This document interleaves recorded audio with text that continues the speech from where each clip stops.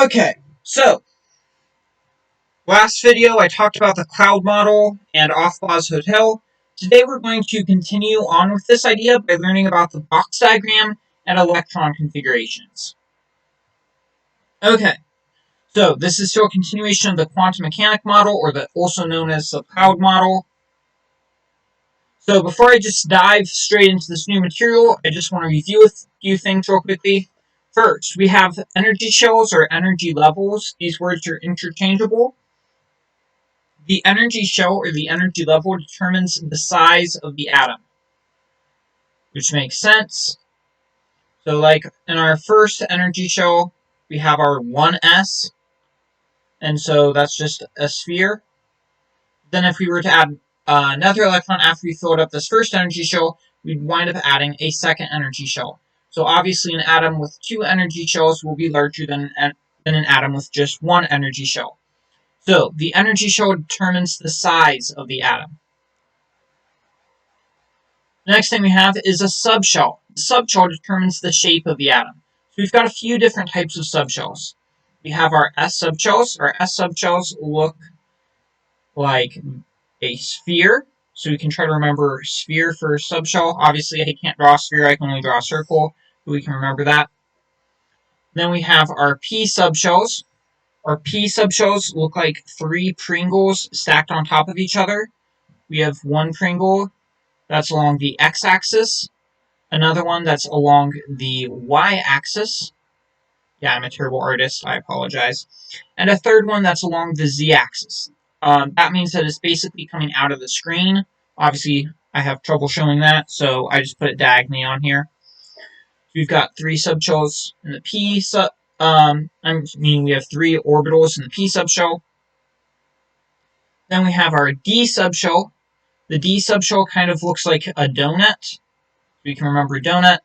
It's got a whole variety of different things here. We've got one that literally looks like a donut, like so. And then stacked on top of this, we've got a variety of different orbitals that look something like this. Yeah, it gets really messy really fast. I don't think I can draw the D subshell and bring it any amount of justice. Just know that the D subshell looks like a whole bunch of donuts mashed together in a case of donuts. Okay, and then lastly, I definitely can't draw this one.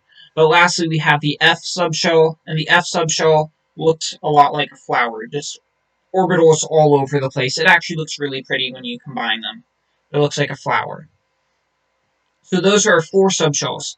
The very first subshell has just one orbital that's spherical.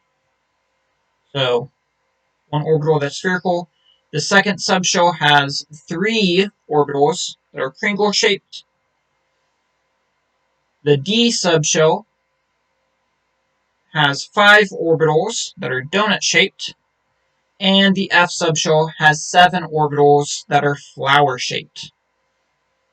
Okay, so the subshell or the sublevel, those words are used interchangeably. This determines the shape of the electron clouds. They can also be represented by numbers, but I'm not really going to dive into that because it's a little bit complex and I don't think it's worth knowing. I mean, everything's worth knowing, but I don't think it'd be worth the time that it would take to explain it in this video. Okay, so then we've got orbitals. Orbitals determine where those electrons are located in 3 dimensions. So I mentioned like they were along the x-axis, the y-axis, the z-axis, etc. And every orbital can have 2 electrons. Those electrons have a magnetic spin. Essentially, those electrons are spinning one of 2 directions, either spinning like so, or spinning the opposite direction. So, for that reason, we can only fit 2 electrons in each orbital. And that's pretty much review from last time. In addition to this, our energy shells can be broken up into 2 categories. We have our outer electron shells, which we call the valence electron shells, and this determines the property of the atom, how the atom will wind up acting. So like all the atoms with just one valence electron will be, they really want to bond with like everything. So they're super reactive. Those atoms are very, very reactive. Whereas our atoms that have 8 valence electrons, also called the noble gases, are super unreactive. It's really hard to get them to do anything at all. So these outer electrons are called the valence electron shell, or valence electrons. And then all of the inner electrons are called the core electrons, or they're part of the core electron shells. And electrons always start by filling up the bottom before they move to the top, which means that electrons want to fill the core electron shells before they fill the valence electron shell. And that's kind of Aufbau's rule in play there. So Aufbau's rule says that we start by filling the core electrons before we move on to the valence electrons. Or here we can see the core electrons are here. We start by filling up the bottom rooms, bottom to top, left to right, before we get up to these valence electron shells. Okay, then we also remember Hund's rule. Hund's rule says that the electrons want to be as far away from each other as they can be without breaking Aufbau's rule. So here we'll see that the electrons are located each in a separate bed, and then they come back and they face the opposite direction. So they want to be as far away as they can, but they still have to follow Aufbau's rule. Okay, so it shouldn't surprise you that whenever a scientist wants to go and try to describe how electrons exist or where they're located within an atom or any of that stuff, they don't just show a bunch of creepy old men inside of a hotel. I mean, this is fun, it's a nice way to learn stuff and a nice way to cover stuff, but it's not very conducive. Nobody wants to sit down and have to draw a hotel and draw a bunch of creepy old men laying in beds. So, what scientists use is a different sort of analogy. They use something called a box diagram to represent these electrons. So instead of showing a room that has just one bed for the S subshell, so instead of writing a room like this, they just create a box. So one box by itself means you're looking at a S subshell. 3 boxes that are together. It's important that these 3 boxes are drawn together. You don't want to draw them separately. They have to be drawn together. But if you see 3 boxes that are drawn together, this would be a P subshell. If you see 5 boxes drawn together, this is a D subshell. And here you can see that's what those orbitals look like in the real world. And if you have 7 boxes together, that would be the F subshell. So that's how you draw, that's kind of like the analogy that scientists use in the world around us. So here, I've got it all filled in, so let's see an empty version. Okay. So, if I am a scientist and I wanted to draw a box diagram for hydrogen, this is basically just the hotel flipped upside down. You'll notice it's smaller at the top and bigger at the bottom. So just remember all the rules are basically Aufbau's rule just works the opposite way now. So if I were to draw hydrogen, hydrogen has 1 electron, and so I would just draw an arrow here. So I'd just be like, that's hydrogen. 1 arrow. Then we remember Hund's rule says that if we have to be in the same bed, we want to face opposite directions because they'll have opposite magnetic spins. So in the box diagram, they represent this by drawing an arrow facing the other direction. So if I were to draw helium or an atom with 2 electrons, I would put 1 arrow facing up and 1 arrow facing down. If I were to do lithium or any atom that has 3 electrons, I would have the next one like that. An atom with 4 electrons would look like this. An atom with 5 electrons would look like that. An atom with 6 electrons would look like that. An atom with 7 electrons would look like that. 8 electrons, 9 electrons, 10. This should be pretty simple. 11, 12, 13. Oops. I broke Hund's rule. See what I did there? My bad. So it's something to be careful of. You need to make sure that you fill the beds in the correct order. Okay. So yeah, we should be filling them up like this. And then once you've got 1 arrow facing up in each box, then you can come back and do your second arrow facing down. So it's really important that we follow that correctly. Okay, so that's the box diagram. Hopefully, you'll actually find this I'm hoping you'll find this significantly easier than using the hotel whenever you try to draw the electron configuration for these atoms. So, for a moment. So basically, the box diagram isn't that different from the hotel. It's just a more organized and slightly easier way of writing things. So it's just a hotel flipped upside down. So here, this would be our first So we're still organized by energy levels. So here, this is our first floor of the hotel, second floor of the hotel, third floor of the hotel, fourth floor of the hotel, fifth, sixth, and seventh. So it's just a hotel flipped upside down. And we just remember that if a box is by itself, it's an S room. If 3 boxes are by themselves, it's a P room. If 5 are by themselves, it's a D. And if we have 7 by themselves, it's an F subshell. So that's a box diagram. It's really easy. All you have to do to draw an atom using the box diagram is identify how many electrons you have, and then just start at the top, work your way top to bottom, left to right, making sure to follow Aufbau's rule and Hund's rule. And then once you run out of electrons, you've drawn them all, you're done. So the box diagram is super easy to use. I highly recommend just printing off a box diagram sheet like this and just practicing using this for problems. Keep it on you. I think it's a pretty handy way to remember stuff. I've got a key up here to remind you the S subshell looks like this, P subshell looks like this, D subshell looks like this, and F subshell looks like that. And further, each box can hold 2 electrons. Okay, so that hopefully was pretty easy. However, now I want to tell you guys about writing something called electron configurations. So while the box diagram is a super easy way to visualize where these electrons are located within an atom, it still takes up a decent amount of space. If I'm writing a scientific paper, I don't want to have, so say I'm mentioning Agnesian in that paper. This is the box diagram for Agnesian, by the way. That's what it'd look like. I don't want to have to put all of this into a research paper. That would be super long, super inconvenient, and just a hassle to work with. So, instead we use something called electron configurations. Electron configurations is essentially a code that we use to help us know where these electrons are located without having to see a visual, like a diagram or a hotel. Okay, so there are a few rules. Our first rule says that we're going to use something called a quantum number. This would be our N, and this represents our energy level. Okay, so our principal quantum number will be the first thing we have, and this tells us what floor we're on, essentially. So, if I had an atom like helium, or like hydrogen, I had hydrogen, it's just 1 electron in this first subshell in the first floor. Still working on trying to get fast using this thing.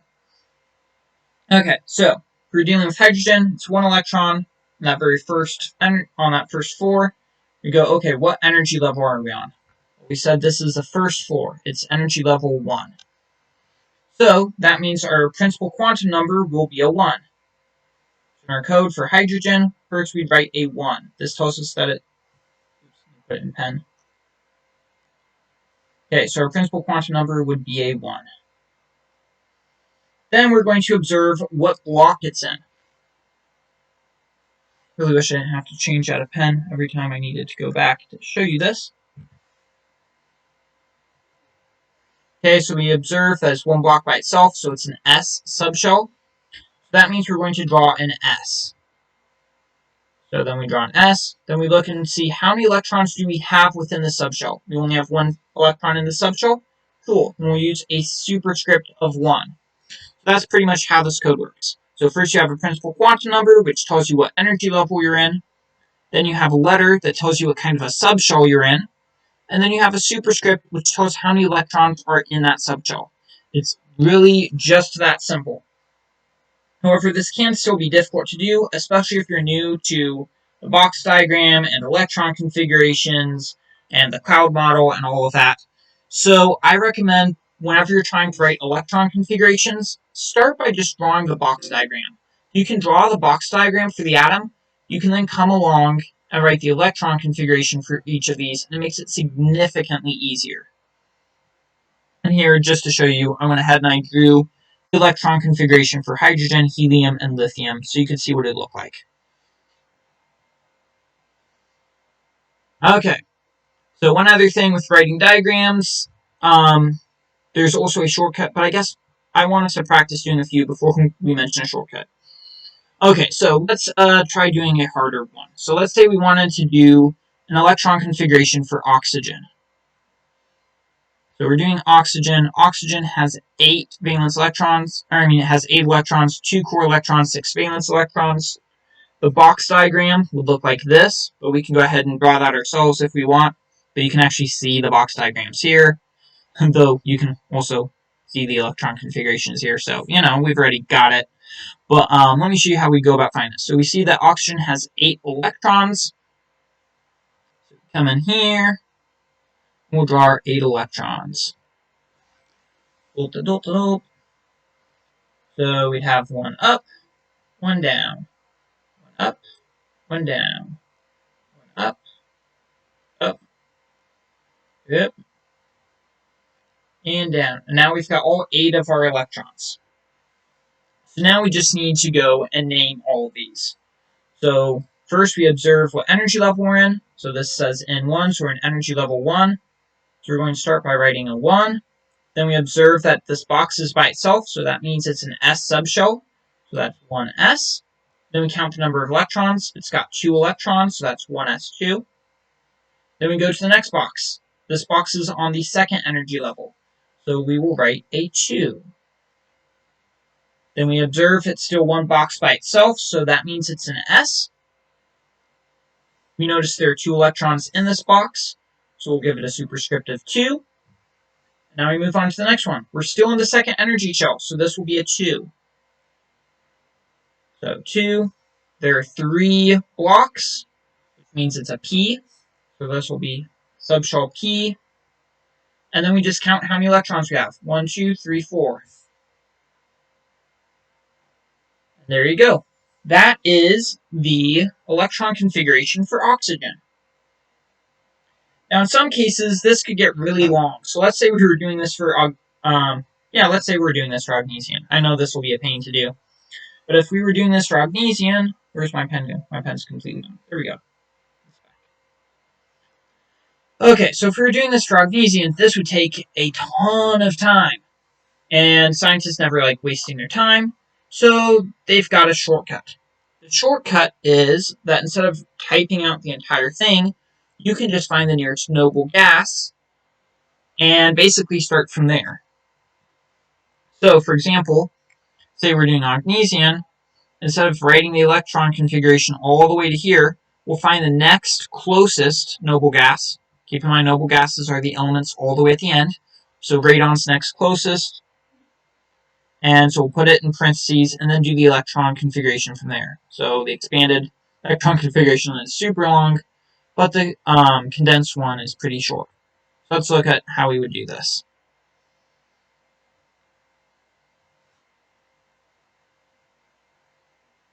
Okay, so here we can see the box diagram for magnesium. This is obviously a lot of work, but we know that radon, oops, go back. Okay, radon goes all the way to here. Radon happens to have the electron configuration all the way to here. So all those core electrons are the same as what we have for radon. So we don't have to draw the electron configuration for all of these core electrons if we just include radon here in parentheses. So we can cut out all of this, save ourselves a ton of time, and ignore all of this stuff. So that's pretty neat. Now all we have to do is write the electron configuration for this bottom row, or for the valence electron shell. So, first we observe the energy level we're in. We're in energy level 7. We'll write a 7. We notice it's one block by itself, so it'll be an S, 7s. There are 2 electrons in this block, so 7s2. Then we come to the F block, and I do apologize, I didn't mention this in the video, but I did mention it in class. There's kind of a long explanation for this, but basically, the F subshell is always 2 energy levels behind. So these guys are always behind by 2 energy levels. And the D subshell is always behind by 1 energy level. It's a really long explanation, so I'm sorry about that. But basically, whatever energy level you're on, you subtract 2 for the F subshell.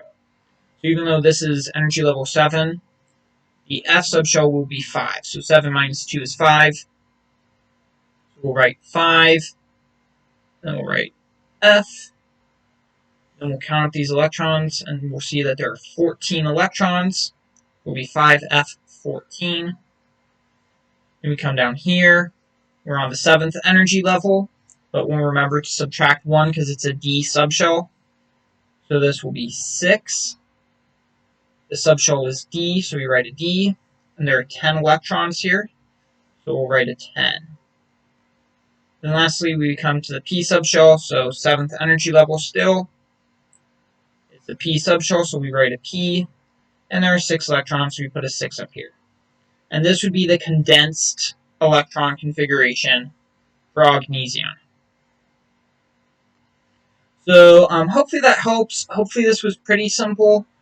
I do apologize that I didn't really dive into why D and F subshells are behind a little bit.